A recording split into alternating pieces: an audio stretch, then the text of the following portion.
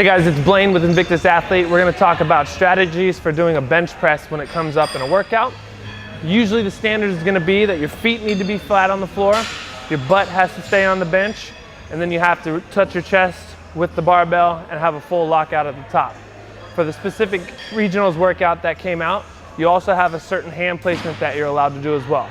So tips wise, the way you want to line yourself up is as you approach the bench, you're going to want to put your feet as close to the edge of the bench as possible and set up where you have a slight arch in your back.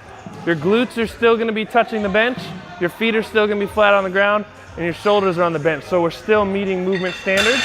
And then you want to get as wide of a grip as possible that's still going to meet the standard. So for the standard for the workout, it's your pinky has to be within the second ring on the knurling here. So I would set up as close to that ring as possible, and that's gonna allow me to get a shorter range of motion when I'm doing my bench press. So rather than coming in close together and having to go a lot further down and a lot further up, I wanna get my hands as far out to that standard as possible so I have a shorter range of motion to go and I can get my reps in a little bit faster.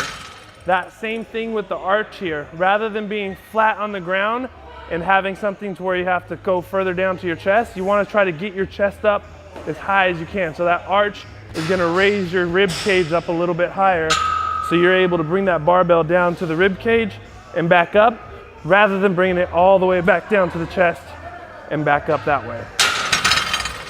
So remember, stay within the standards, but push that limit as much as you can. Keep the glutes on the bench, but get that arch and raise the rib cage, so that's where the bar is going to meet.